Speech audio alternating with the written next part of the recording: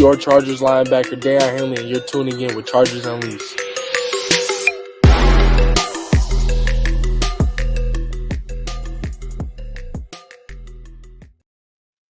Welcome to another edition of Chargers Unleashed. Jake Hefner and Dan Wolkenstein here with you from the LAFB Network. If this is your first time tuning into the show, make sure to hit that like and subscribe button on YouTube. You can also follow us on Facebook, Twitter, Instagram, Spotify, and Apple Podcasts. Happy Cinco de Mayo to everyone out there today. I almost forgot that was today after, the Kentucky Derby yesterday and everything else that was going on this weekend.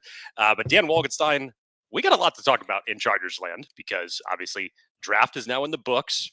Now looking forward to some things coming out this week. We got the schedule release that's going to be rumored to be released this upcoming Thursday on top of rookie minicamp that starts next weekend. And obviously, I'm still going through the mental checklist in my head. Just a lot of hype in general around this Chargers team. And obviously, Dan and I love doing these live shows and getting your guys' feedback and thoughts and answering your questions. But first and foremost, Dan, happy Sunday to you, sir. Happy Sunday. Happy Cinco de Mayo. My daughter turns 2 this week, Jake. Good seeing you yesterday. Got my funfetti coffee going here. So I have quite the opposite. I have quite the opposite. The dichotomy of the Hefner and Wolkenstein residents on a Sunday morning on Cinco de Mayo. No, you said it, man. This is a wild time. I think Chargers fans and probably most fans of every team are riding high, thinking their team are going to the Super Bowl, whatever. Lots to talk about today, though. One, the obvious DJ Chark brought in like last week. Then, obviously, Q&A because Chargers fans are the best. So we want to make sure we get your questions and topics discussed. But also, in our conversation we had with Jeff Miller last week, there was a quick topic that I thought might be a fun way to expand upon. Is this Chargers team better on the roster this year than last? And we'll talk about this. We'll go through the positions. We'll kind of break this thing down. Of course, the elephant in the room is the whole team is better because of Jim Harbaugh. But is this team actually better on the field than it was last year? Lots to discuss. Chargers fans, you know how the deal. You know how the deal. You know the deal. If you have thoughts, questions, topics, put them in the chat. We'll do our best to answer as we go through. If you have not done so already, please hit that like and subscribe. Helps out a ton, whether it's a review, a like, comment, whatever. Pumped for this one. Got a lot of people here already. Let's get some of these comments already. Let's just start off the rip. Dan Segal, happy Cinco de Mayo, fellas. Hope you have good tequila to drink. Jake, do you? This is funny because at your house yesterday, you decided to bring out a bottle of tequila that you had told me that you had actually won on a bet as it related to Justin Herbert from the 2022 season. Shout out. And I don't remember the name of it, but it was damn good. It was damn good. Herradura, I believe, is the name of it. I'm not a tequila person, so it's lost on me, but apparently it's good. It was damn good. That's all I know. So today, yes, we'll definitely be indulging in some good tequila. Good. Bolted Chad says BTFU. Let's see. We have morning from the Philippines. Hey. What's up, Lance? Good morning. Is it morning in the Philippines? I'm not good with time zones, so don't ask me. Outside of the United States, I do not know. Forgotten Locale says, so many Panthers and Ravens. This is true. We're like the Panthers West, we're the Ravens West. It's kind of fun. Let's get into it. Jake, first off the bat, DJ Chark brought in. We talked about this at nauseum about the probability of them bringing in somebody as a wide receiver veteran to help with this room. You heard Tyler Boyd, you heard Odell Beckham, you heard DJ Chark, you heard a bunch. They end up with DJ Chark, burner, contested catch monster when he's healthy, veteran presence. What do you make of the Chargers edition of DJ Chark? There's two levels to this because I think that this rings true with what Joe Ortiz has been saying ever since he became the GM of the team, is that the work is never done regardless of positions. He's always going to be looking at different ways to add to the team to hopefully make it improve. And this is no different of an example. After taking 3 wide receivers in the draft, the week after you go out and sign a veteran who's familiar with your wide receivers coach now during their time together in Jacksonville. The signing and the personnel in terms of the overall fit outside of the relationship with Sanjay Lal, I think is interesting because now I'm trying to piece it together in terms of how does it fit with this offense in general. Because for DJ Chark, it's basically just going to be he's going to be the X receiver. It's go route. That's probably how he's going to fit into this, much in the way of Cornelius Johnson. I think they're going to have very similar responsibilities in terms of how they're going to fit in this roster. But I do like it. I think when it came down to the differences in between Boyd and Chark, and I'm not sure if there was ever any contract discussions with MVS, if it even got that far. It doesn't sound like it. But when you ultimately saw earlier on in the week that the Chargers were meeting with Tyler Boyd, and he was going to Tennessee, and then you ultimately see, again, this hasn't been officially announced, but it seems like it's heading that way. The rumored contract numbers for Tyler Boyd, I think was going to hover around 2 years, $8 million per. Yes, for DJ Chark, it's much more on the up to $5 million contract. So maybe it was the Titans throwing more money at Tyler Boyd that ultimately ended up, taking that decision that way. But I'm okay with this decision. But you look at the wide receiver competition and what it's going to be for for training camp now. I don't know where you'd even start to try to build this out. You could probably peg your top 4 in your head. And then how do you round it out? I would say that it's got to be a given now that the Chargers are going to keep 6 wide receivers on this group. It's got to be, right? It's got to be. But who do you ultimately end up making that decision for? That you could possibly risk them going to a different team? Are you able to bring them back to the practice squad? I don't know. Imagine if they don't. Like, is there? I mean, realistically, is there any way that this Chargers team doesn't keep 6? Like, if they only keep 5? Like, I don't see that as any way.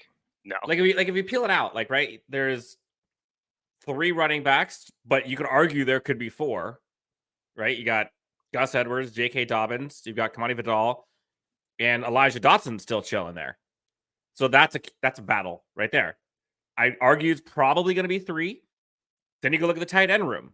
And I don't know if tight end turns into fullback. We'll talk about that in a second. But the depth chart there, you have Will Dissly, Donald Parham Jr., you've got Hayden Hurst, Ben Mason. Like, that's 4 there. So do you think they keep, like, 6 receivers, 4 tight ends, 3 running backs? Like, that's a lot for skill positions. I don't even think you said Stone Smart in there as well. So it's just like all of a sudden it's like it really comes down to there's going to be some interesting cuts by the time August is done. Yeah. And I do think the part that is somewhat fascinating to me is to see, I think myself included, after day 1 of the draft and free agency, if this is prior to DJ Chark and prior to Alt and all that stuff, prior to Ladd McConkey, you start to question, like, is this team going to prioritize receivers, like, at all? Do they care about receivers? Like, clearly it's a priority for a team roster building perspective, but is that where they're going to focus the talents on? And they go Joe Alt. You're kind of like, well, nope, guess the answer is no. And then flip back around. They pick 3 receivers, 1 in the 2nd, 2 in the 7th. And then they bring out DJ Chark, and you're like, whoa, okay. A little bit of a surprise. So I don't know how this team's going to be building this thing out, because they're kind of saying 2 things right now. Like, yeah, they brought in Joe Alt, statement selection, but how many receivers are actually going to be on the field at once? Like, do you see them going 11 personnel often? Like, I keep saying I got to stop doing that, by the way. I've noticed it as I'm saying it, and now I'm just like I did it again, and in my head. Do they put out 3 receivers more than, I don't know, 30% of the time? Again, let's remember this on paper. And I understand why, maybe this was part of the reason why that, Dan, you and I were both advocates of it in terms of, wide receiver at 5, just given on who was on the board. And obviously so many people wanting a higher number of wide receiver, given who's no longer on this roster. You had Keenan Allen for so long, who obviously was a former 3rd-round pick who developed into a great wide receiver, one of the best route runners in the league. And you were used to those days of Phillip Rivers and, bombing it down the field, and Justin Herbert with his mutant arm bombing it down the field in his rookie year, and seeing that. And you didn't want to go away from it because you're thinking to yourself, well, this is taking away one of the biggest aspects of what Justin Herbert does well, the best aspect of him from a physical standpoint. And now you're more in an offense where Joshua Palmer is your designated wide receiver one now, and everybody else around him, obviously with the exception of DJ Chark, is brand new to the league. And so what type of offense are you going to run here? And remember, this is not a Kellen Moore-led offense. This is not a Joe Lombardi-led offense. This is going to be a Greg Roman offense now. And I think that still has a little bit of an adjustment period for people to kind of comprehend in terms of what this offense is going to look like, because it really is a big question mark right now.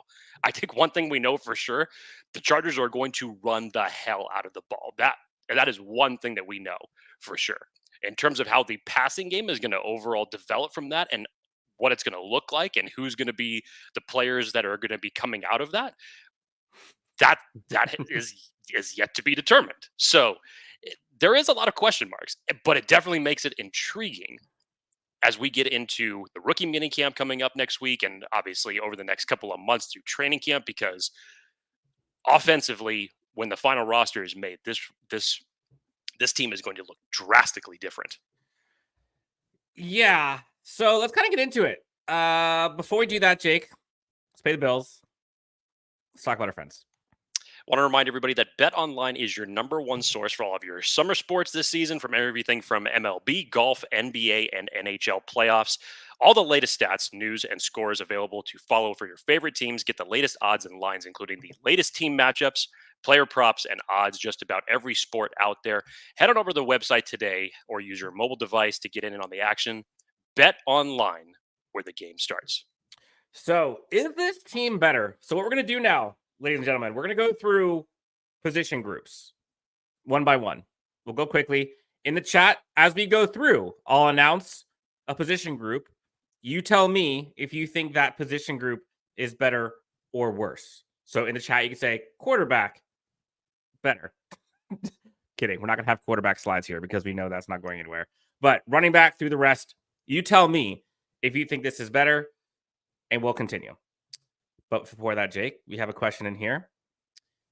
Jay Richer 84, $4.99 donation. Thank you, Jay Richer. Do you guys feel that this particular offseason has been mostly undoing the mess Telesco and Staley left? Thinking Pipkins gets traded during minicamp. Jake, what say you?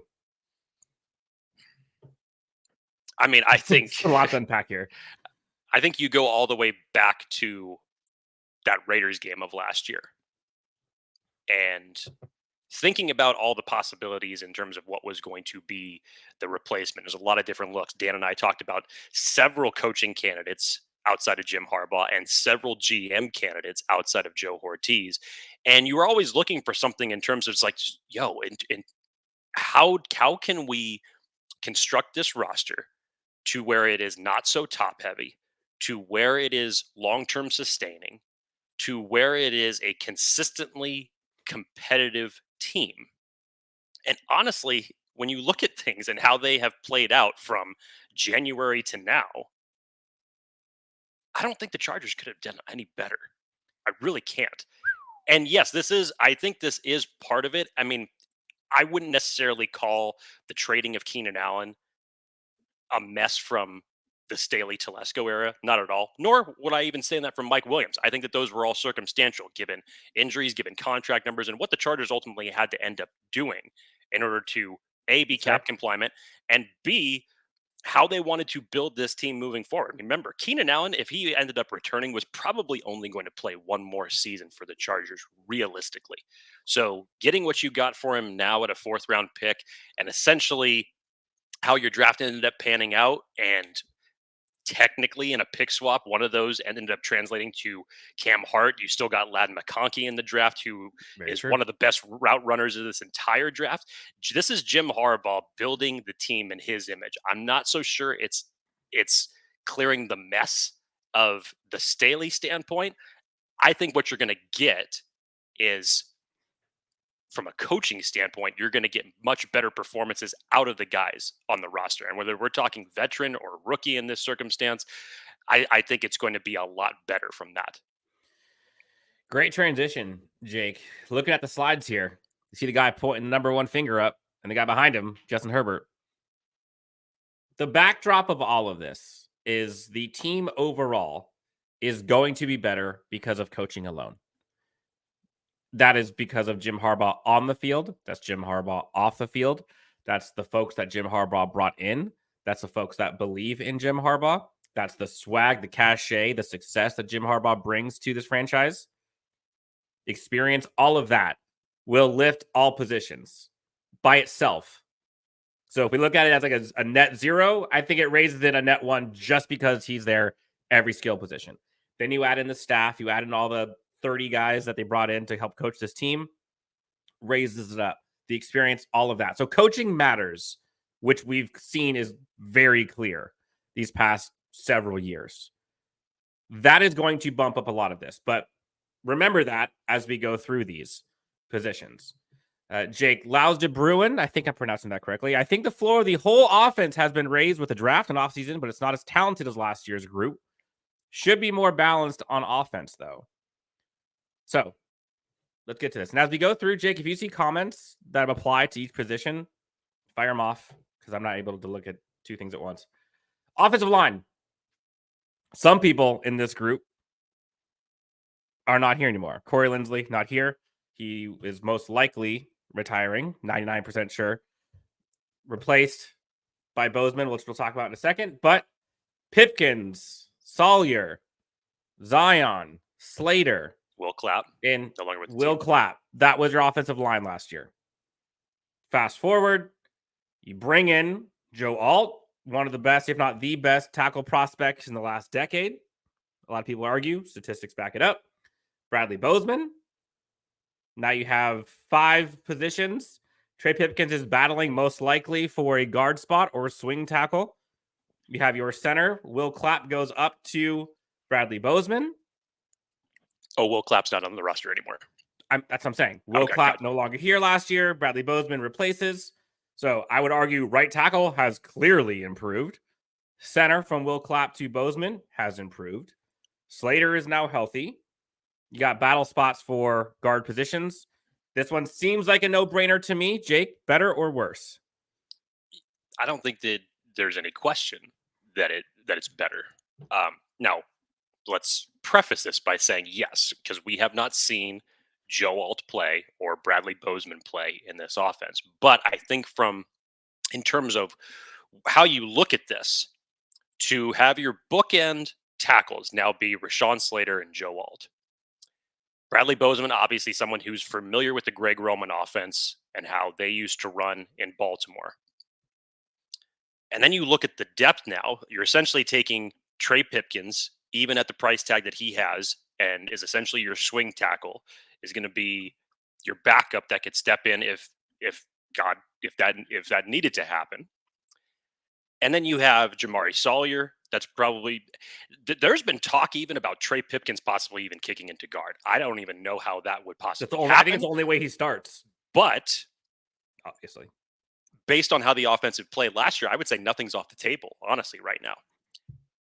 Maybe, Dan, considering that the Chargers did not go out and draft a center for the future, is that what they're expecting for Jordan McFadden to do? Because Jordan McFadden has a ton of versatility to his game. Ton of versatility in his game for where he could be on the offensive line. Zion Johnson looks like he has put in the Avengers-style workout in the offseason. I mean, what a transformation for him. Okay, pause. You remember Zion Johnson at the event we did a couple? Yes, I did, and it's still humongous. The guy is huge. So, let's just put it in perspective. He's definitely bigger. I'm not saying he's not bigger, but he was already a massive human being. He was like a just giant refrigerator. It was insane to me. But yes, still, you look at some of those images of him doing that push-pull or exercise, you're like, those biceps are bigger than my torso. Quite literally, possibly. So I agree. I think it's very clear. Offensive line, is better. And I would say offensive line, Corey Linsley didn't play most of the year. So offensive line without Corey Linsley last year is definitely better. But Corey Linsley to Bozeman is probably the one. I don't know if we're going to see a drop off from that. Corey Linsley is a borderline all-pro. Bozeman had a pretty darn good year last time he was with Greg Roman. I don't think Bozeman's as good as peak healthy Corey Linsley, but how often did we get peak healthy Corey Linsley? Right. Here's what I would say, Dan. I'd still give the leg up to Jamari Sawyer at right guard. Because remember we were at training camp last year and we were looking at Jamari Sawyer next to Trey Pipkins on the right side of that line, just in terms of sheer size. Like that was a lot of beef. That was a lot of beef. Yep. Are you ready? Are you ready to see Jamari Sawyer next to Joe Alt? Oh my goodness! A few short weeks. Oh my lord! Oh my gosh! Lean, mean, fighting machines for sure. And people in the chat, you guys are correct in my opinion. The offensive line has been such a priority to this coaching staff. They've talked about it for months now. The coaching staff they brought in is focusing on that. Jim Harbaugh focuses on that. Like that's a huge thing. And so yes, from coaching alone, like we talked about at the top, this group, probably more so than most, is going to benefit the most from coaching. That's the X factor, Dan, because Mike Devlin, now again, once familiar with your offensive coordinator, and now you bring in Nick Hardwick, who just looks so excited to come in and be a part of this Chargers staff. Jim Harbaugh was the one that made the call, and like he said like Hardwick said during his press conference, when Jim Harbaugh calls, you say yes. And so now to think that Bozeman, possibly McFadden, are going to be getting assisted by one of the best centers of this franchise's history, and he's excited about it. He's fired up about it just to be around this game again from a coaching standpoint. I'm very excited to see how this offensive line in general improves under Devlin and Hardwick. Yep, I agree. All right, moving on to running backs. So folks in the chat, when you have comments or questions about specific player position groups, we will bring those up as we go through. So Jake, if you see any that come in that are around running back or have come in the past, we'll put those up here. For folks who have put stuff in about corner, a tier, I see you, I hear you, my baby. We'll get to you when we get to your position group of question, which is linebacker. We'll get there in a bit. Jake, running backs. Let's talk about the quote unquote running game of last year. That was quote unquote, I'd argue, pretty non-existent after week one. Isaiah Spiller didn't see a lick of playing time. Joshua Kelly was on the roster. Austin Eckler last year, I don't know if it was injury. I don't know if it was the line, if it was him. I mean, it was a whole lot of things. But that was not the Austin Eckler that we saw in years past. But if we're being honest, Austin Eckler has never been the bell cow type back. And so this running game was atrocious last year. Then you fast forward with this new regime, again, new coaching staff. Greg Roman's going to make sure that he does everything he can to have this thing fixed. Shout out to the tight ends, which we'll talk about in a second. Brings in J.K. Dobbins, brings in Gus Edwards, brings in Kimani Vidal in the sixth round. Is this group better? Yes, because you're not looking for a bell cow running back anymore. This running back class, in terms of having the players potentially to become that, yes, it's not the running back class that it was 2 years ago with Bijan and the rest of that class. It was not that class.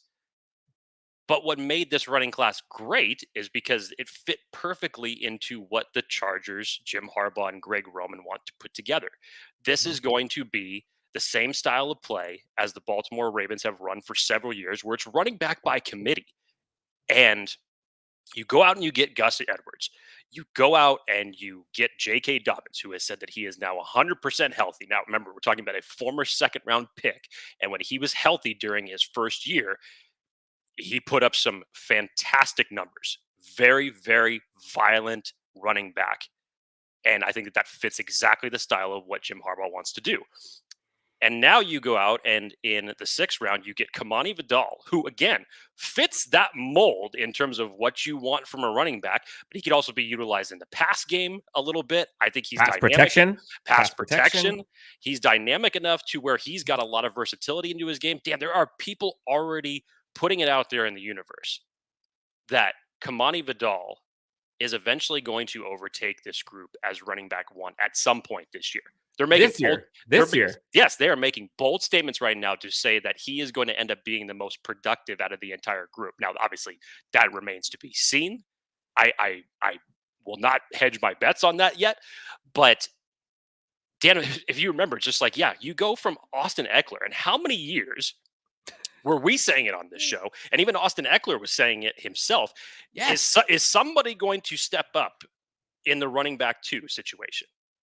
Because Austin Eckler wasn't able to do it on his own. And yes, that was on a number of different facets, from the offensive line not doing well, whether it was his own production, obviously, that teetered last year after 2 years of, in terms of stat-wise goes, were good, but ultimately it did not translate to what the Chargers needed to do on Sundays. Mm-hmm. So now you look at this group now with the Chargers and this running back unit specifically, and you still have Isaiah Spiller that I am just now bringing up. And again, as you mentioned, he has not been utilized in 2 years. Really, he has not been utilized in 2 years.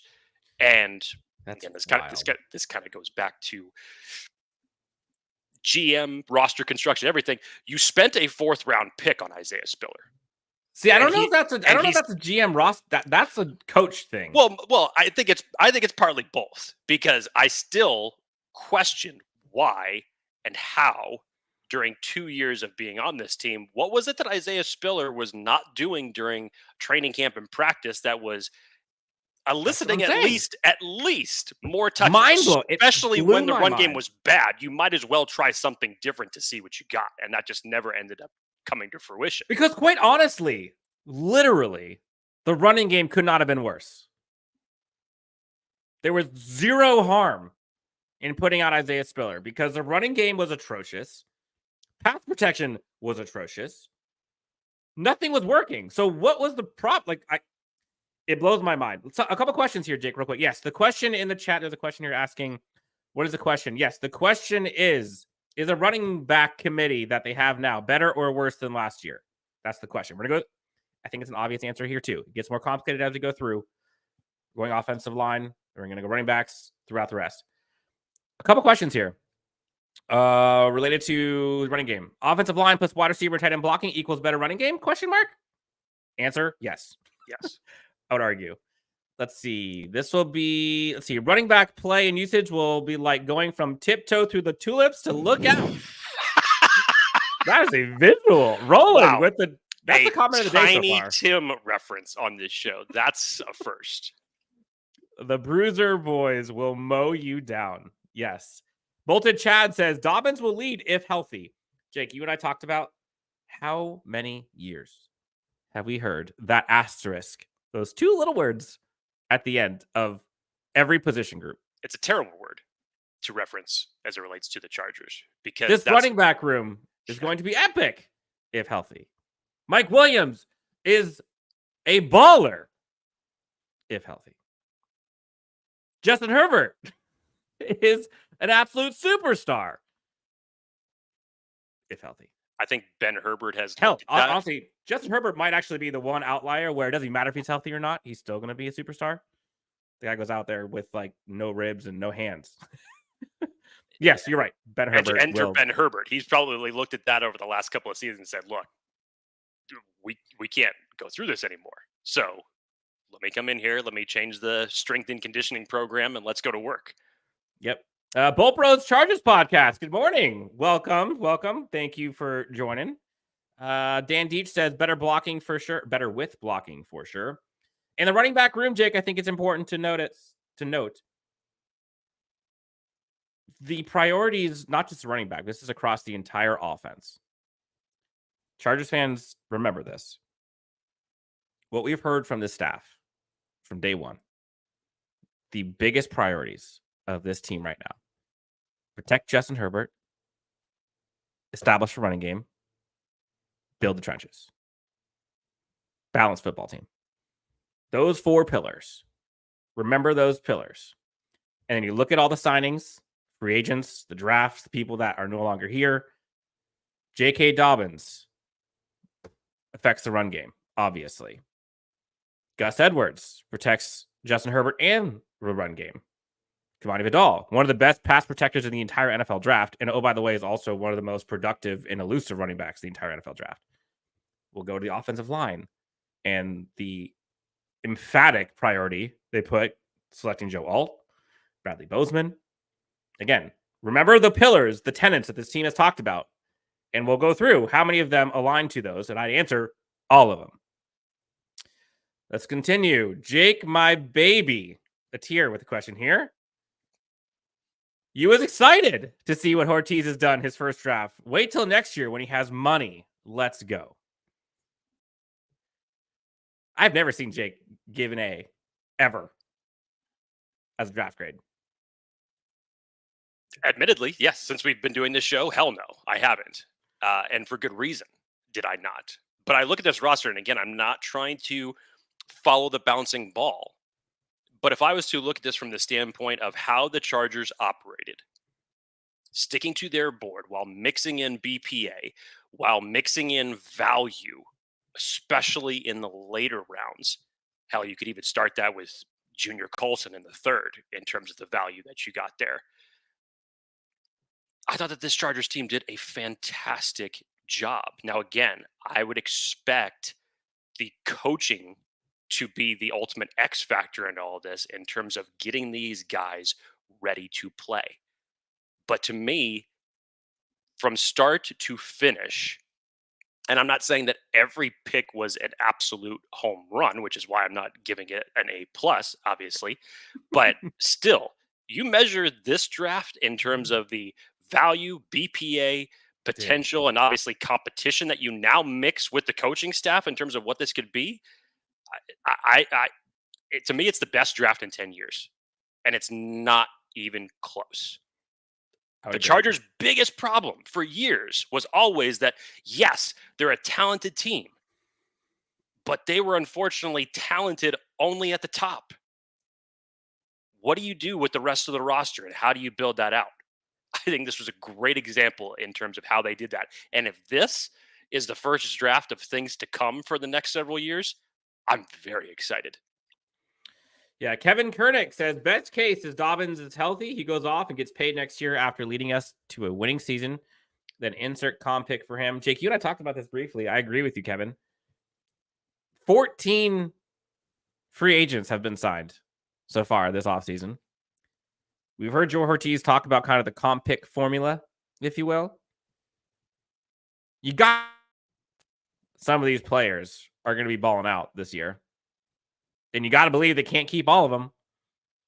So, yes, I would agree. Comp picks are a very real thing here. I think they're already projected to have 3 comp picks next year because of what's happened so far this year. Very, very real possibility. Tight ends. I think it was what, 1/5 and 2/6, I think, to be specific, is what I saw. Something around that realm. I think so. Tight ends. Again, now we ask, is the tight end group better or worse this year than last? Last year, Gerald Everett, who a lot of people were kind of down on for a bit. Then I think people kind of started to come around to the dog that he was, the yards after the catch, the effort he put in. I think that one play in Kansas City kind of tainted everyone's viewpoint where he was tired and then, went the wrong direction on the route. Like, he was criminally underrated, in my opinion, and criminally underused, in my opinion, as an offensive weapon. But what you get in firepower with Gerald Everett, blocking, I think, was the biggest issue for this group, especially when it comes to, remember the tenants, protecting Justin Herbert, establishing a run game, providing a balanced offense. None of those 3 things were happening from the tight end group. And that was one of the demises of this team, is on the outside of the offensive line, the C gap, which Greg Roman, I believe, talked about with Will Dissly that he owns. rent was due every week because they did not own it. Jake, is the tight end group better this year, all around, all things considered, than it was last year? I mean, I think Will Disley, Hayden Hurst, Stone Smart.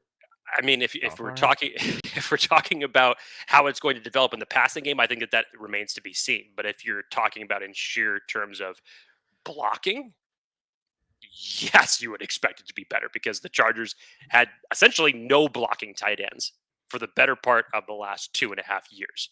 To me, the last blocking tight end that the Chargers had was Steven Anderson, who was eventually used as a tight end H-back, and I really liked how they utilized him. So I was actually very bummed when he was no longer on this roster. And you see what the tight end group has looked like in terms of the blocking game ever since, and it hasn't been good. So you would expect Will Disley, one of the better blocking tight ends in the league, Hayden Hurst, who obviously has familiar in this offense, and you round that out with Donald Parham and Stone Smart.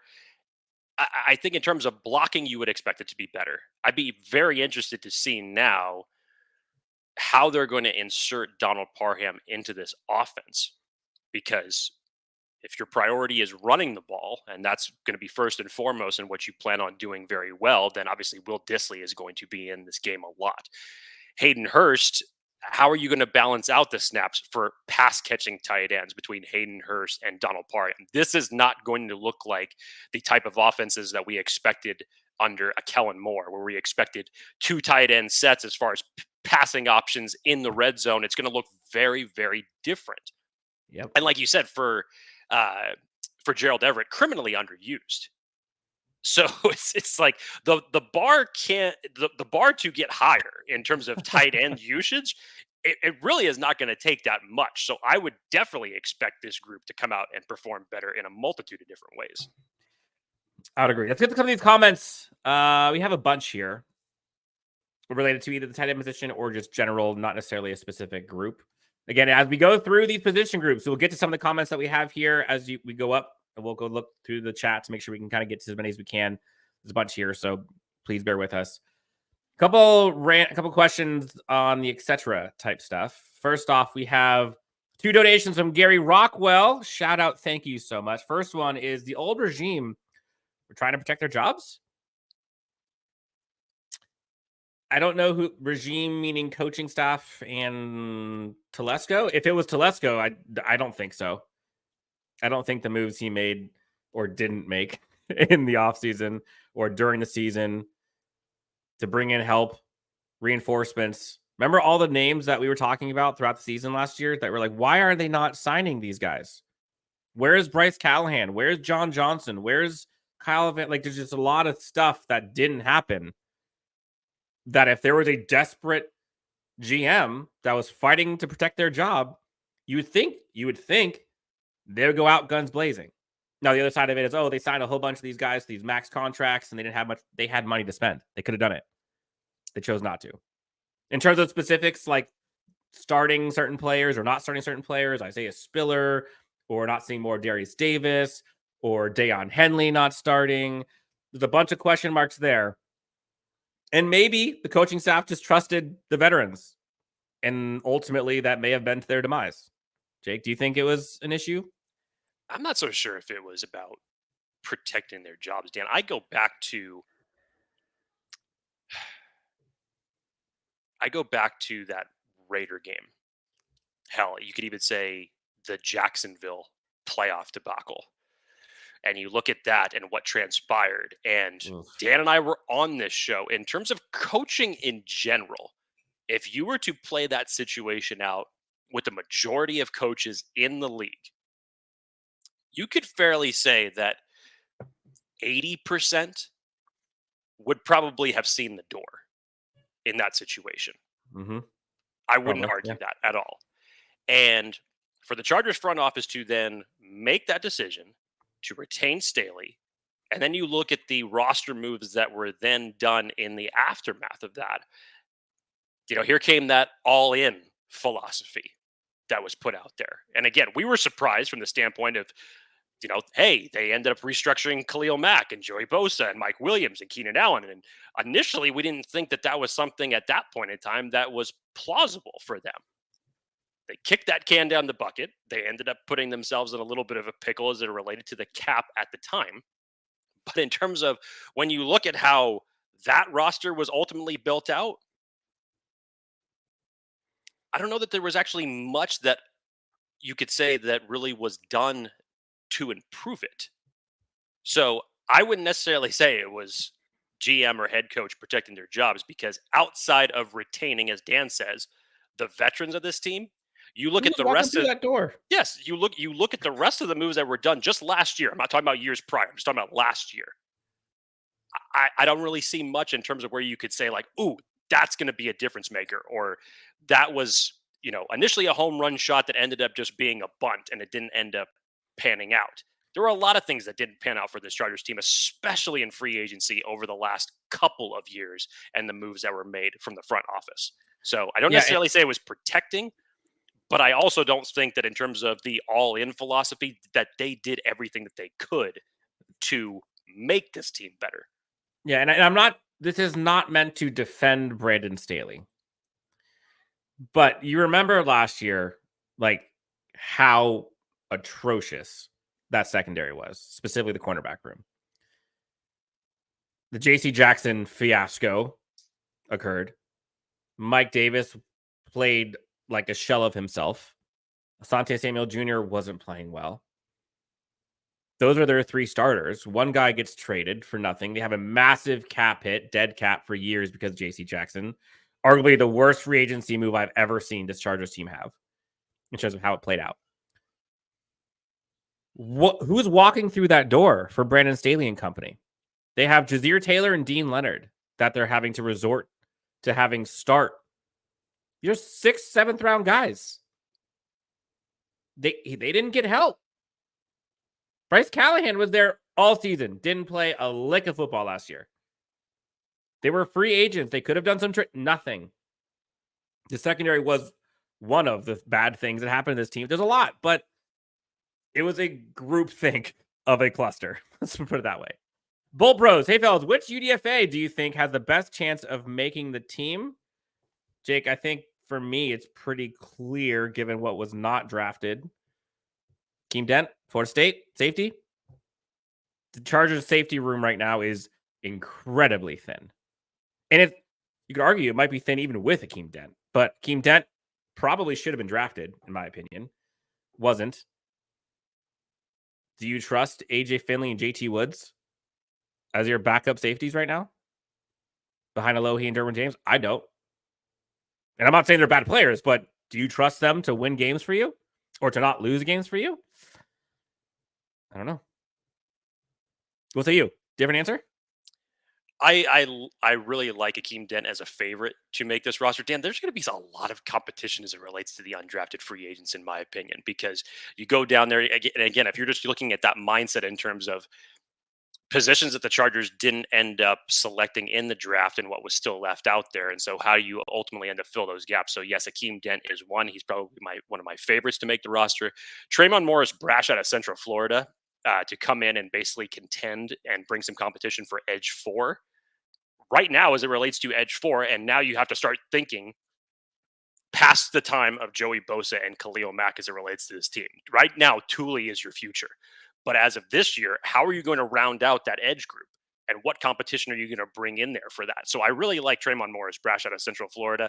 I like the way that he plays. He sets the edge well. He can get after the passer. I think as it relates to as a pass rush specialist that you can bring in, I think that he could be looking at some decent snaps if he performs well in training camp, that he could bring some competition to that position. Willis Patrick out of TCU, the guard, obviously, here we go again, prioritizing the offensive line. Started 12 games at right guard last year, had a number of different snaps. So he is very well experienced, much like Akeem Dent. A lot of people expected, I think, Willis Patrick to get drafted in the later rounds. Michael Mason, another guy that we were talking about on this show earlier this week. In terms of defensive line goes, you look at that depth chart, and how it currently looks right now. And yes, the Chargers went out and they signed Poona Ford, and you obviously bring back Morgan Fox, and you have Scott Matlock, who you're hoping ends up panning out. Same with Tito, but this interior defensive line group looks drastically different than it has over the past 2 years.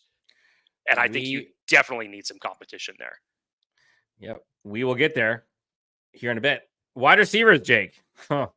Okay. This is a tricky one. This is a tricky one. Wide receivers. Is this group better than last year's? We go from Mike Williams, Keenan Allen, Jalen Guyton, Quentin Johnston, Josh Palmer, Darius Davis. They add in 3 guys. They bring in Brenden Rice to steal. They bring in Cornelius Johnson, kind of the hard-working 50-50 type guy. Blocks his ass off. Ladd McConkey, who is a freaking fun watch, man. Blazing fast, can stop on a dime, has wiggle to him. He's going to be the safety valve, probably Justin Herbert's best friend from the jump, other than maybe Josh Palmer. Josh Palmer, again, year 4. Quentin Johnston, hopefully you see something better from him. Darius Davis, DJ Chark. On the whole, remember, let's just go 1 through 6 here. Is the group better? I don't think you can say that yet, Dan. It's hard. This one's going to just remain an incomplete to me. I think what the Chargers did in terms of prioritizing wide receivers may not have been what we all thought in terms of where they were going to prioritize that. Didn't happen at 5. But I think when you come back around, and we were talking about hypothetical situations in the draft to say, I think you should double dip at corner. I think you should double dip at wide receiver. That ended up playing out in spades because not only did they double dip at corner, they triple dipped in wide receiver. So in terms of how are you going to fill the void left from Keenan Allen, from Mike Williams, with the potential situation that Joshua Palmer now going into a contract year, that he may no longer be on this roster after this upcoming season, which then leaves you with Quentin Johnston and Darius Davis to round out this group as it stands right now. So you would expect, obviously, Ladd McConkey to immediately be the favorite of Justin Herbert as it relates to his target. And for what Brenden Rice is going to come in to do, again, I don't know what caused Brenden to fall to the 7th round. And quite frankly, I don't care. I am so excited to watch him play. And he's going to come in with a chip on his shoulder. And Cornelius Johnson is going to come in and block his tail off. You know that for sure. If the main thing that he could do as a receiver is just run the go routes, he could damn sure block. And that fits well into what Jim Harbaugh wants his receivers to do. So it's interesting, Dan. I can't go as far as to say right now that this wide receiver group today is going to be better than what it was in years past. But for now, it's an incomplete. But there is certainly a lot of potential for how Jim Harbaugh wants to insert this team and what he wants his wide receivers to do and how this offense is ultimately going to end up looking. Well, let me ask it a different way then, because I agree that there's a lot of unknowns here. Going into week 1, what you knew about that squad last year versus going into week 1 with the current squad that we know. Again, there could be some other free agent moves or some cuts and all that jazz. Which receiving core are you more comfortable with? And again, because I think there's an interesting, Robert D here says, when they were on the field, parentheses, not a lot, I'd say no. But I have to see it. Only time will tell. Agreed. And it wasn't necessarily Keenan and Mike necessarily, but it was the depth that I think was so awful that mostly when both those 2 top guys weren't there, you saw such a precipitous drop-off. I think here's how I'll answer the question. I would simply say it's going to look different because, again, I don't see any 1,000-yard wide receiver coming out of this group this season. I will just say that. And it's not a bad thing I say that more from the standpoint of collectively as a group, I think you're going to get more guys involved. Remember, every single time, because the Chargers were playing so far from behind, who could you always go to, especially in the situations if it was 3rd and 12? It was number 13. It was 3rd and Keenan. That was basically what it was, because that was the best option that you had. What I would expect from this team now is, instead of 3rd and 12, you're going to be looking at like 3rd and 4. And now who are you going to throw the ball to? Because now in a 3rd and 4 situation, I can rely on Joshua Palmer. I could probably say in that situation, I could rely on Ladd McConkey in a 4-yard separation, his educated feet to get past wide receivers. So the offense in general is going to look different. This wide receiver room is going to be different. I won't say that it will be ultra competitive and you're not going to be bombing the ball down the field to this group. So no 1,000-yard wide receiver, I don't think that will be coming out of this group. But in terms of how you utilize these wide receivers more as a collective grouping, rather to say that guy's going to get a bulk of the targets and the rest is going to be sprinkled in, I don't think that that's the case in this particular offense. It's going to be who can block, who can separate. We're going to shorten the field. Whoever is going to be able to produce, spread the football around.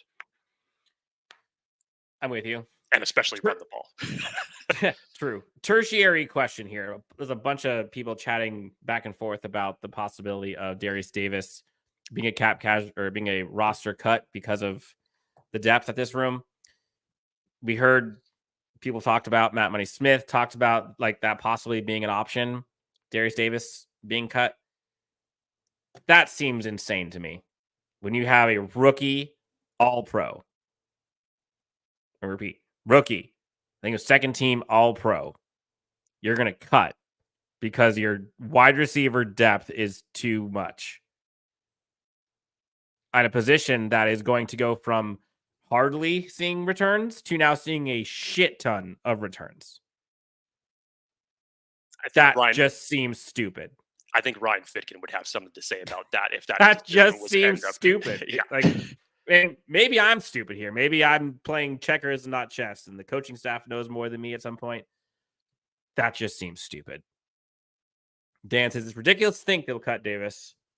My basis is, according to Jay Richer, he's only a gadget player. He can't line up as a regular receiver on offense. Again, I think even if the return rules didn't change this year, I think they still keep him because of how valuable special teams is and how great he was at that. Now, I mean, come on. So it just seems crazy to me. Defensive line, I don't Jake. see it happening. I don't either. Defensive line. Interesting one. Sebastian Joseph Day, Austin Johnson brought in, saved the day a couple years ago. 3 years ago? 2 years ago? Alongside Khalil Mack and Joey Bosa and Morgan Fox and Tuli drafted. All the aforementioned guys remain. Interior defensive line, very different. Sebastian Joseph Day, gone. Austin Johnson, gone. Tito was out most of the year last year from an injury perspective. You got Scott Matlock. Tito now. Got Eboigbe, drafted in the 4th round. Morgan Fox still there. You still got both edges. Morgan Fox. I think they probably are going to bring in an edge presence from free agency. But defensive line. Jake, better or worse? I mean, it's hard to get much worse. Honestly, it's hard to get much worse. But at the same time, how much could you look at this roster right now and say with confidence that the bar has been lifted? I don't know, Dan. I have loved Poona Ford ever since he came out of college. And I was very happy to see that as a kind of the under-the-radar, low-level signing for the Chargers. Thank you for reminding me. I obviously love what Morgan Fox has done for this defense over the past few years. I'm intrigued to see this second year of Scott Matlock develop. When Tito was healthy, he was one of the best, in terms of stopping the run, he was one of the best of the entire interior defensive line. Justin Eboigbe, in terms of what he can do, there's a lot of things that you like of what he could do, both against the run and the pass. And obviously got some good experience throughout college. But in terms of adding a little bit more juice, because still there's a ton of question marks here. Scott Matlock was a rotational guy. Justin Eboigbe, I see, to start his career, is probably going to start out being a rotational guy. What are you going to develop behind that? We were very intrigued last year about Jared Clark because of his size, what he could possibly do. Again, Michael Mason is another one I just mentioned a couple of minutes ago in terms of competition for that interior defensive line. Dan, it would not shock me if this is a position that if roster cuts get finalized right before week 1, that this would be a position that Joe Ortiz would be watching out for in terms of guys that he could sign to the roster to compete. As it still stands right now, I think the Chargers roster is at 87. So it'll be interesting to see how this position ultimately ends up playing itself out. But much like the tight end position or the wide receiver position, I can't with confidence say today that this unit is going to be better. I can't either. I want to think it's going to be better, but Sebastian Joseph Day did not come close to the value of his contract to this team, unfortunately. Austin Johnson didn't either. And those are two pretty important signings. Nick Williams, Lauza Bruin, I agree with you. Lauza Bruin says, wouldn't mind seeing Nick Williams back, played well last season. Agreed. He was one of the lone shining stars of the interior group alongside Morgan Fox. Different type of player. But yes, I wouldn't be surprised.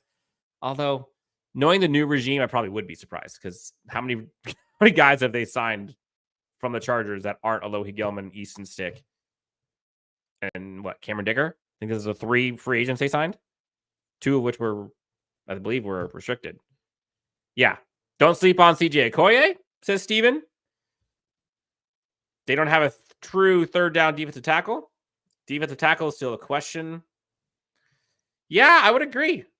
I think this is probably coaching staff for sure will help this group. I think it's going to be better because, again, I don't know how much worse it could be. The interior defensive line was not good last year. It just wasn't. So, next group, linebackers. This is a fun one. Oh, what a world the Chargers fans have seen. Again, we're asking, is this position group better or worse than last year? For those who are just joining, please take 2 seconds while you're here, while you're listening to my atrocious voice and seeing these 2 ugly mugs. Take 3 seconds, hit the like and subscribe. Subscribe to the show, leave a review while you're sitting around your phone, drinking, I don't know, are you drinking margaritas now? It's 10 a.m. Depending on where you are, though, Dan. True. If you're in the Philippines, it's almost 1 a.m. right now. Linebackers. There once was a world in which the Chargers had guys like Kaiser White. They had Adrian Phillips, hybrid-ish. They had Drew Tranquil. They had Chenna Nwosu. They had Kenneth Murray. They had Eric Kendricks. They had Thomas Davis. They had Daiyan Henley. What a world. None of them did the middle linebacker thing. And this Chargers team has been desperate for someone to man the middle of the field for the Chargers. Kenneth Murray, now a Titan. Eric Kendricks, I believe, went to Dallas. Chargers bring in Junior Colson. They got Denzel Perryman as well. Troy Dye, special teams with help.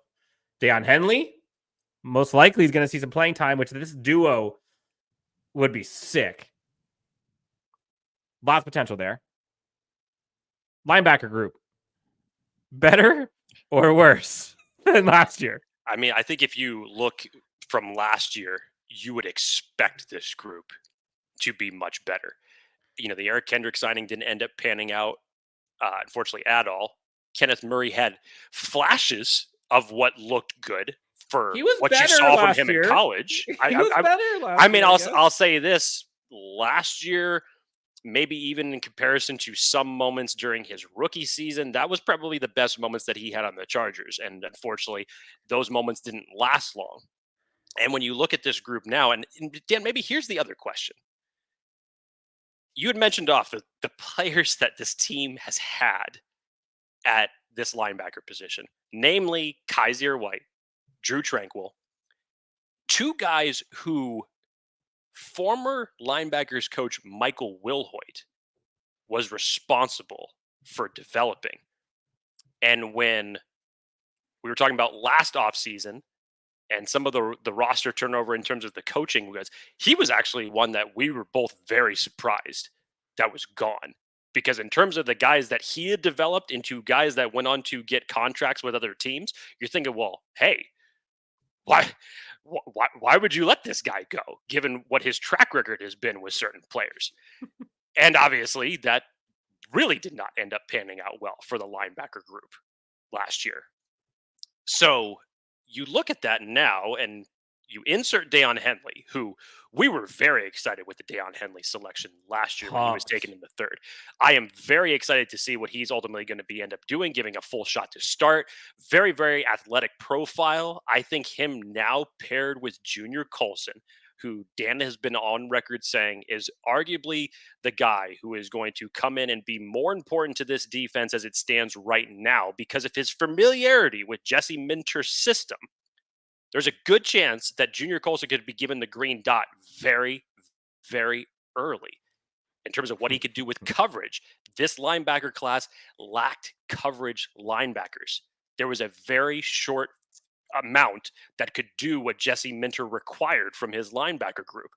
And Junior Colson obviously being one of the best at that and pairing it with the familiarity of Jesse Minter and Jim Harbaugh, you couldn't ask for anything better. Now you sprinkle that in with Denzel Perryman, who's always been good against the run, but not really giving you what you need in terms of coverage.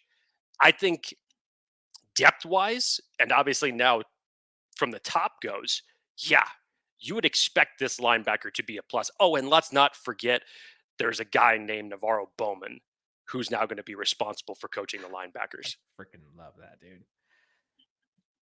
A tier asks, I want to ask which player on the linebacker starting lineup between Henley and Colson will have the bigger impact this season? Dan, take it away. I have said, I stuck my chest out on this. I say it with enthusiasm. Junior Colson may end up being the most impactful player, non-quarterback, selected in the entire NFL draft. Period. I said it the night he was drafted. You look at who his coach is and who it was. Jesse Minter, Jim Harbaugh, same defense. You look at the current Chargers defense, who he was drafted to stay with said coaches and said scheme, and the lack of leaders on the linebacking core, lack of understanding of the scheme, obvious, new. Look at Junior Colson's profile, his prolific history at Michigan, wins the chip, led the defense. I don't think there's a question. It's Junior Colson. He's going to have folks listening to him as a rookie. He'll have Derwin, Joey, Asante, asking him how the scheme works. They'll be all ears. He can go to sleep right now knowing the scheme. The other guys are still reading the book. He's played it for years. Junior Colson. I love Daiyan Henley. This duo, no shade to Daiyan Henley, because this duo has a chance to be a freak list. But I'm so bullish on Junior Colson. Does that mean he's going to have 15 sacks and all these interceptions? No, but that's not a middle linebacker's duty, usually. He's going to command that defense and free up a lot of other people and ensure that they're in the right spots. And probably more importantly, he will be in the right spot. Because how many times did we see the linebacking core in the wrong spot or a half a tick too late, 6 yards behind the play? Too often. Absolutely too often. A lot of people are loving Junior Colson, by the way. Hayden says, Murray has the tools. I think Staley's scheme was just not the fit for him. Like, at all. Titans gave Murray 2 times the franchise tag number. Yeah, which is wild. The amount they gave Kenneth Murray, I was shook. Dan Deach says, love the Colson pick. Austin says love Henley's personality. Colson will be a beast, though. Steven says Colson was an amazing pickup. Colson, Perriman, and Henley will be stout. Dan says Colson will be the leader of our defense. I can go on and on and on. Junior say out Colson doesn't get any better. Oh, that's a cool ring to it. Let's see. There's a random question here. Oh, real quick before I forget. Bolt Bros Podcast, $5 donation. Thank you, gentlemen. Appreciate it. Happy Cinco de Mayo, y'all. Overall, I do believe our team has gotten so much better. Cut some problems, added depth. Amen. If I had a margarita right now, I would cheers to that. Maybe you should rectify that, Dan. I might need to. Let's get to Sean says our linebacking group has definitely improved. Colson's going to make an impact day one. Next up, Jake, secondary, and this one might hurt some people's eyes as we show it on the screen. Oh, what a time to be alive. Week 1 last year, we saw JC Jackson, and let's just stay with week 1 if you want to. Remember that play right before halftime? Oof. JC Jackson, Michael Davis, Sang Bassi, Asante Samuel Jr., Dean Leonard, Jazir Taylor. I'm not sure how folks felt about that. Mike Davis no longer there. JC Jackson obviously no longer there. They pick up Cam Hart. They pick up Tarheeb Still. Re-sign Alohi Gilman alongside Derwin James, who's still here, obviously. Currently, I think this is also a tricky one. Is the secondary group better or worse than last year? Again, it couldn't get much worse, honestly. And it's unfortunate from the standpoint of JC Jackson, not just from the contract swing and a miss, but Dan, remember we were watching his whole aspect in terms of his recovery program, because the injury that he suffered 2 years ago was one that many players do not end up coming back from. Nope. And what you saw in his recovery leading all up to it, everything looked like it was going in a very positive direction. And you heard him when he would talk, and he was very confident about it. It felt like he got his swag back a little bit. He wanted to get back to that New England version of himself that ultimately got him that contract. And unfortunately, I'm not sure if it was still lingering effects of the injury or if it was whatever it was. It just went down in flames. And the fact that the Chargers were even able to trade him back to the New England Patriots to still take on a good amount of cap space. Now, unfortunately, the Chargers are still taking on some of that dead cap for this season. Thankfully, One more year. They'll be out of it next year. And they'll have an additional 7th round pick next year, compliments of the Patriots and the JC Jackson trade. But Dan, it's so many question marks because of the fact that not only on top of the JC Jackson swing and miss, you expected Michael Davis to at least perform better. You go back, the last good year that that Michael Davis had was 2022. That was him getting back into his form. That ultimately, like 6 or 7 game stretch. Yeah, he looked really solid in 2022. And you thought when the JC Jackson move was made that this would elevate Michael Davis's confidence, that he would obviously be seeing a lot more playing time and hopefully was going to get back to that production. And that did not end up panning out well at all. Jazir Taylor had flashes. You go back 2 years ago, you started in that Indianapolis game. You go in the Miami game. Those were good moments for him. Oh, but then you look at the Green Bay game. But then what ultimately ended up happening, and I think that the Chargers coaching staff that saw that during his rookie season, they then banked on that big time last year. And so did he, to be honest. Yeah. Yes. And unfortunately, it just did not end up panning out well at all. And then depth with Dean Leonard. Nothing really ended up working for the cornerback group in general last year. So now what have you done? You still have Asante Samuel Jr., who, let's remind ourselves, is coming up for a contract extension in the very near future. You go out and you sign Christian Fulton, which you're hoping is going to rekindle what it was that ultimately ended up getting him drafted in this league. Still 25 years old. In terms of the age factor and what you could possibly see in a reclamation project with Christian Fulton, I'm all for. I'm all for it. If Ben Herbert is able to keep Christian Fulton healthy, which was one of his unfortunate downfalls at Tennessee, he just didn't see the field as much as he should have. If you can get him back to obviously health and that form, I'm here for it. Then in the 5th round this year, you double dip on cornerbacks. You bring some competition for Jasir Taylor when you go out and you get Maryland's Tarheeb Still. And then you select Cam Hart, who was another guy that we expected to be off the board by that point, especially on day 3 when the cornerback run was going and going and going.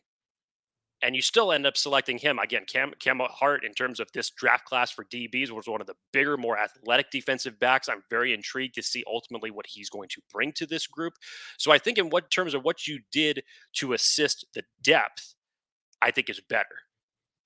But it's hard to say how much better is this unit going to look. This is a tough one for me. Robert D says, I never got the not playing any press coverage at all last year. It worked 2 years ago versus the Dolphins. I mean, I know there was some freedom that this coaching staff gave the players to kind of enable them to pick and choose when they played press versus off. But they played everything. There was a time when they didn't play press. Then they played press, got torched. They played zone, torched. Man, torched. Cover 3, cover 2, covers. Everywhere they went, they got torched. Dan, I think you can make an argument that a lot of things did not work defensively for this group as a whole last year. Maybe the only 2 things that worked well was Khalil Mack and Tuli. Those are maybe the only 2 things that worked really well. And Gilman. And Gilman, yes. Good. Thank you. Yes. But outside of those, a lot of things didn't work for this defense. Fresh to death. Love the name, by the way. Bold prediction on starting cornerbacks week 1. Jake, I'll make my bold prediction. He's not on the team. One of them. Ooh. I think you're going to see a veteran corner come in, be CB1. Interesting. I'd be shocked if it's not going to happen, to be honest.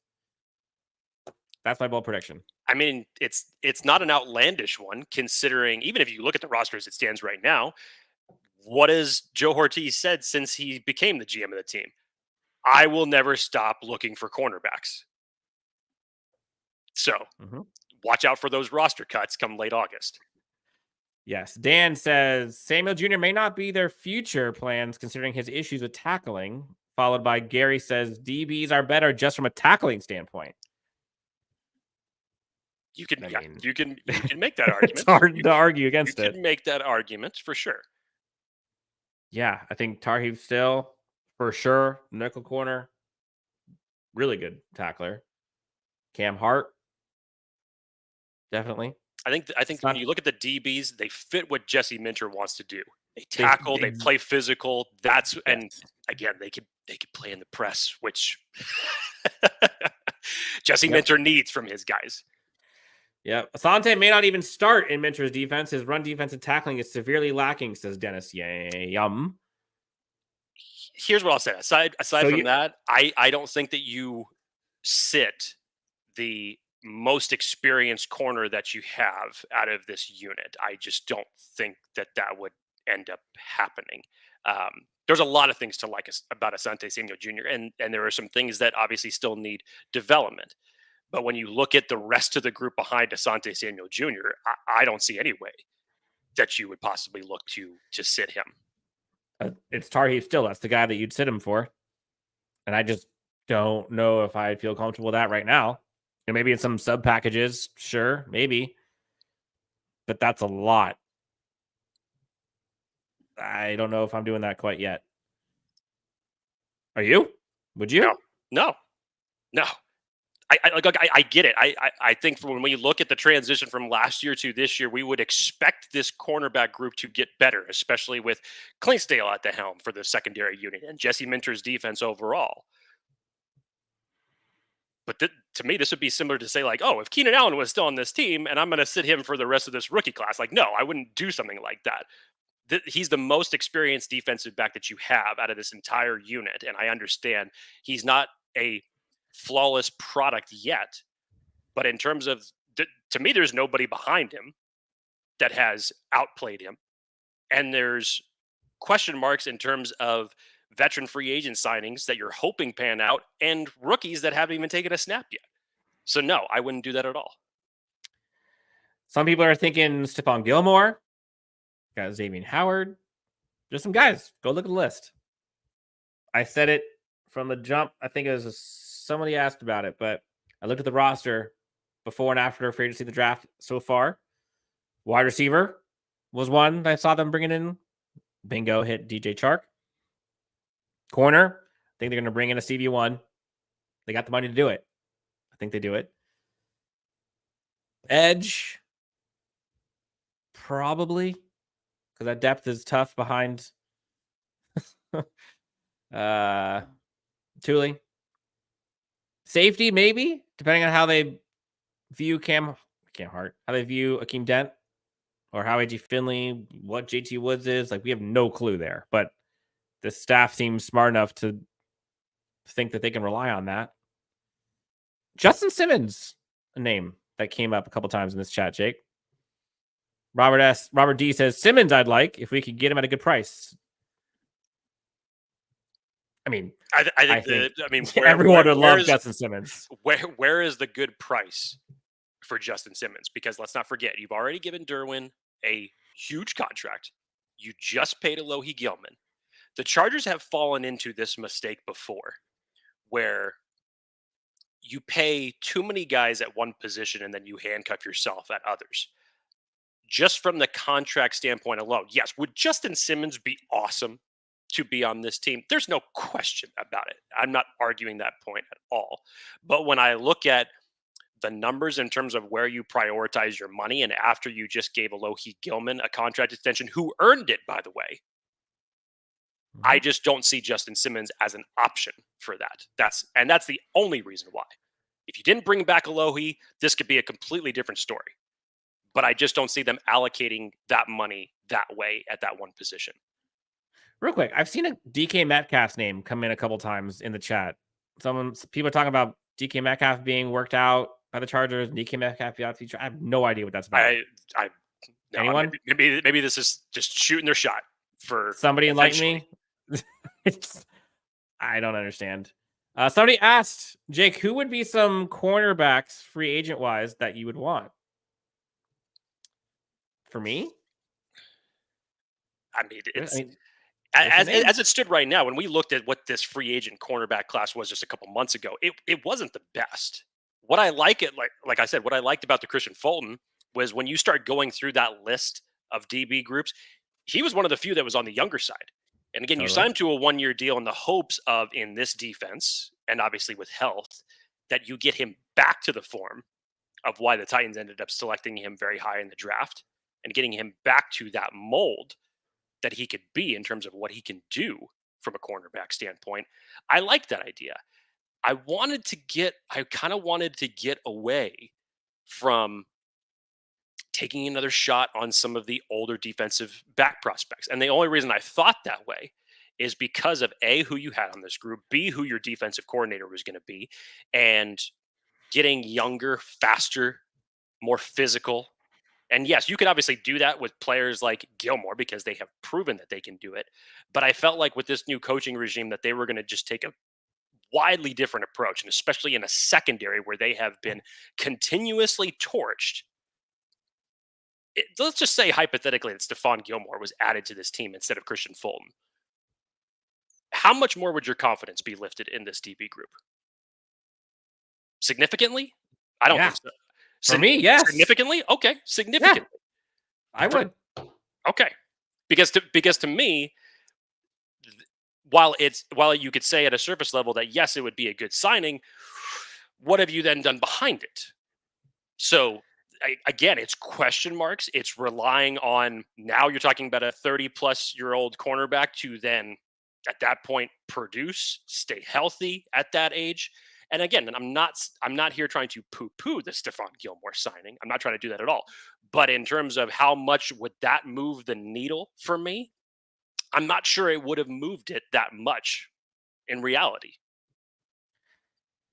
So to answer the question that was asked, who are my guys? I mean, there's a bunch. And I'm going right at the top of the list. I'm going Steven Nelson, Stephon Gilmore, Dory Jackson, I'd be fine with. It's David Howard. This cornerback room is young, like young. I don't know what it is. And that's what I like about it, Dan. Well, I like it from a roster building perspective, but from a winning football games perspective, that's a shit ton of risk. You're relying on Christian Fulton and Asante Samuel Jr. and Cam Hart right now as your starting corners. Like, what have they done to make you think that is even remotely good enough? I mean, it sounds great. You're putting your emphasis on Jesse Minter and Jim Harbaugh and Clinksdale. Like, cool, but like, give me something that I can see that I can say, hey, I can rely on that a little bit. I'm not saying that this group at all gives me any confidence that it's going to. I mean, you can't say right now with this group as opposed to last year's group that the needle has moved any higher. But if you were telling me right now, if you were telling me that Stephon Gilmore was signed to this team at 25 years old, this would be a completely different argument. But in terms of what you're going to plan on getting from him now, yes, would he produce? Surely. And not to say that still couldn't end up happening with your argument, Dan, that corner's probably going to be one of the targets for the Chargers come late August. And it should be based off of what Joe Ortiz has told us. And if you add Stephon Gilmore to this group now, yeah, you could say that could be intriguing. But until you see the rest of everything play out, I wouldn't solely rely on Stephon Gilmore to fix what the issue has been in the secondary. But I would count on Stephon Gilmore providing that far more than I would on Christian Fulton or Asante Samuel Jr. or Cam Hart. I won't argue with you on that. And so having him and allowing the rest of them to slide down to one spot, that seems like a much smaller risk and leap of faith than having a rookie being your boundary corner to start and or Christian Fulton, who was terrible, has potential, needs a new fresh start. I get all that, but was terrible last year. And Asante Samuel Jr., who I know he likes playing outside. He's gone through some injuries, not great tackling, undersized, not a recipe for success, especially outside, especially in a mentor defense. So give me one of those guys. I'll take it. Rounding out here, went a little long. These are always fun. A tier. That's a question, Jake. I know you heard the rumor about the NFL going to 18 games possibly. I don't care about the money. Jake, please. This 53-man roster is not going to fly with me. We need 57. What are your thoughts? Do they need to add a few more slots to this roster if they change the scheduling? I said that. I've been saying that for years since before they had lengthened the season the last time. And then they're now talking about, I understand this hypothetical question because now this is where they have talked about cutting the preseason down to 2 games and extending the season an extra week now.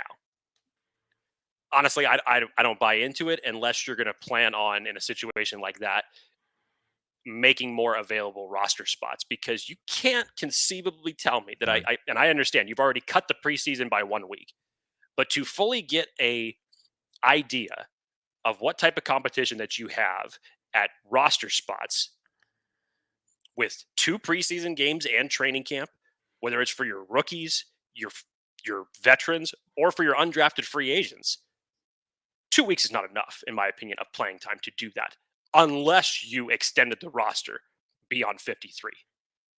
If you gave it in this example to say 57, or hell, if you just rounded it up to 60, just to say to yourself, okay, for an 18-week season, obviously for the concept of health in general and these players playing as much as they do in those type of competitive games, and we all know what the last week of the season means when it comes to those playoff spots and how fortunes are changed in that final week of the season. Yeah, I don't believe that you can actually do that without, if you're going to stick to a 53-man roster, then you need a lot of luck to get you that far with a stable roster with depth. You would have to extend the roster by a few spots if you were going to do that. I agree. I'm with you 100%. It just seems unreal to not, honestly. We're rounding out here. Let's go maybe 7 more minutes. We've gone long. We always do this on the very end of the shows. We always go rapid fire. Listeners, fans, if you have a chance, if you have not done so already, give us a quick question. We'll try our best to kind of go through and give 1-sentence answers for all of them so we can get it to as many as we can. Here's one for you, Jake. Roland says, bottom line, I believe Mr. Jake Hugh Hefner hit it on the nose earlier by saying the Chargers staff will be the difference between this team and last year's team. Go Bolts. Dan, we talked about it 2 years ago when we talked about Brandon Staley's track record against veteran head coaches. It was not pretty. And when you look at the division that you play in against arguably one of the best coaches that has ever lived in Andy Reid, and obviously to pair that with one of the best tight ends that has ever lived and one of the best quarterbacks in the game as it stands today and possibly ever in Patrick Mahomes, you need an extra X factor outside of just who you have at quarterback with Justin Herbert, outside of what you have talent-wise in building your roster. You need a coach that knows how to win and can make players believe and elevate their game. So yes, I believe coaching, not just from the head coaching standpoint either, from a variance of different position coaches, do I expect this team to be elevated? Yes, very much so. I think coaching staff lifts all boats in this circumstance. Gary says, get a quarterback cut, $2 donation in August at 1 or 2 times the league minimum. Sure. Jake said it earlier in the show. Like, I think there's going to be a lot of guys who are cut later who Chargers could use, especially in the secondary. And there's some free agent edge players out there too. Let's see. $5 donation from New Jersey Savage. Thank you so much, man. Or woman. How do you think the division games will go for us? Final division. Are we already here? Oh boy. Are we already here? If anybody who's been watching this show long enough knows how much I hate actually predicting final season records, and maybe we'll say, because this would be a perfect question for later on this week when the schedule release comes out to start throwing darts at a board and predicting what games we think we're going to win and which we're not. It's really hard to tell because of, and this is not a bad reason, but it's hard to tell because of the coaching turnover that you've finally had and the number of turnovers that you've had at the coaching positions. Again, we've been talking about this all show, which units we expect to be better, which ones we can't fully make an answer for that yet and are still incomplete. Here's what I'll say. I'll have the Chargers making the playoffs next year. I won't say what record.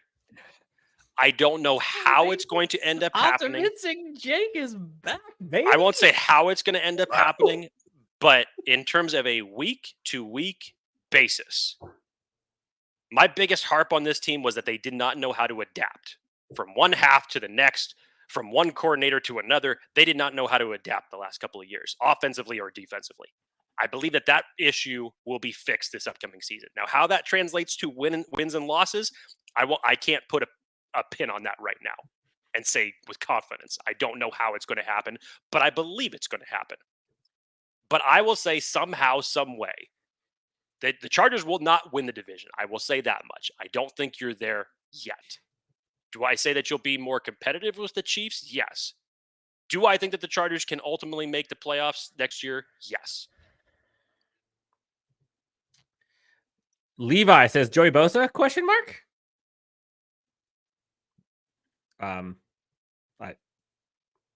I think if he can stay healthy. Here's what I'll say. We're at the rapid fire, Jake. Rapid fire. The edge class for next year's draft class is stacked.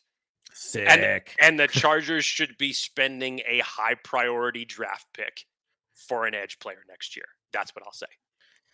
Dennis Yan says, Navarro had some good intel on Tarheeb Still. He was coach at Maryland. There you go. Over under 1.5. Since Alt used to be a tight end, how many touchdowns will Alt get on tackle eligible plays I'm going to put it this season. 1.5. I'm going under. But damn it, that one is going to feel excellent. We all thought it was actually really creative when Trey Pipkins scored a touchdown last year in that in that type of form. We're like, dude, where? Okay, so Kellen Moore was just really opening up the playbook. if we saw a guy who is the size dimensions of Joe Alt somehow find his way in the end zone and Justin Herbert throw the ball to him, I would be shocked. I mean, that would just be the ultimate big boy touchdown. Don't think it's going to happen at all, but hey, stranger things. 100%. 3 minutes left here. Jake, real quick. Let's get through these. Surprise cut or trade before the second week? Ooh. What's your answer? Surprise cut or second trade before the second? Are we talking about the season? Sure. We're talking about the season here? I don't know if you'd see someone cut or traded by that point in time. Donald Parham Jr. We'll go on DPJ. That might be a dark horse one that you could say could be on the roster bubble before the season even starts. Possibly. And I simply say that just because of what the system that they want to run. And how many guys they got in that room. John Smith says, we need to focus more on D-line to help our weakness in the secondary. Yes. Amen. 100%. Jay Richard says, which ranks higher by the end of the season? Better run defense or pass defense? Oh. That's a tough one. This is actually a really good question. Here we go. Ready? We're going to give our answers at the same time. In 3, 2, 1. Pass run defense. We got it covered. Next question. God. Next question. Oh, dear. Who is the most likely to be snubbed making the 53-man roster? Current players on the roster. Said that one already. Donald Parham Jr. Let's see. Chiefs have the best defensive line for the last 3 years and the best kicker too. Yes. Chargers got the easiest schedule in the league next year. Playoffs are possible. Jim Allen with the bold prediction. QJ will have 800 yards. A tier comes in. Bold prediction. Herbert gets the MVP. Harbaugh coach of the year. Ortiz executive of the year. Let's go, baby. If you ever need someone to pick you up when you're down, a tier is here. Chargers, in my opinion, are just going the Kanye route at this point. Every position, top to bottom, harder, better, faster, stronger. Like, that's all they want. Clever. Over and over and over and over again. Pick a position group. Give me Kanye. Brian Stowe, $5 donation. Will Rice and Cornelius Johnson be picked up on the practice squad? Hope we don't lose them. I hope we cut Semi Fehoko to make room. Honestly, I think if it was me predicting, I'm not sure Semi makes the roster. I think that one's probably the first one to go. And then if it was me, I'm probably, if I had to choose which one is going to stay on the roster, it'd probably be Brenden Rice, because I think if he gets picked up, he is much more likely to get picked up from the practice squad by somebody else than Johnson. Jake, agree? Disagree? Yes, but it's going to be so tough. Again, both these guys were drafted in the same round. Cornelius does what Jim Harbaugh knows, like, the system-wise, he's going to know that from the get-go. It's exactly what he wants to do. I'm not saying which one they will. I'm saying which one, if they were to go to the practice squad, which one's going to stay there versus which one's going to get picked up externally. Right. Yeah, I would probably say that Rice has the better chance of staying as it stands. But that's going to be a tough competition. Totally. I will not put my stamp on anything as it relates to that. Demetrius Jones, with money to spend next season, should J.K. Dobbins ball out and stay healthy? Should we bring him back on a 4-year deal? That's a lot of shoulds, possible, theoretical, hypothetical. But I wouldn't be surprised if they did. In this new regime, new era type football they do with the money they have to spend, if J.K. Dobbins balls out this year and has 1,200 yards and 10 touchdowns, I'd do it. Sure. Yeah, I think they would. Let's see. Last ones here, Jake. Got a minute left. Do you keep 3 quarterbacks? No, I don't see that. I don't see that one panning out for the first time in a long time. When the Chargers have built their 53-man roster and kept 3 quarterbacks for the longest time this year, I believe there's too much competition in other spots that you don't do that. Everett O'Neill says Dobbins comeback play of the year. ... Would love it. Imagine the world. Jay Richard asks, Alt makes a Pro Bowl. Yay or nay? Potential to do it, sure. But again, let's not forget everything that we had argued up to this point of left side to the right side for Joe Alt. I would love it if Alt made the Pro Bowl his first year. Again, I think that's going to be a staple to your offensive line for the next 8 years to pair with him and Rashawn Slater. So yes, does he have potential to do that? Sure. Will he have some hiccups during his rookie season? Yeah, I would expect. They all do. They all do. But in general, will the right side of this offense be improved? Yes, it will. I think we hit it. Jake, this is a fun one. We got through a lot here. Went through every position group. Closing thought. Jake, is the roster top to bottom overall better or worse than it was last year right now as it stands Cinco de Mayo?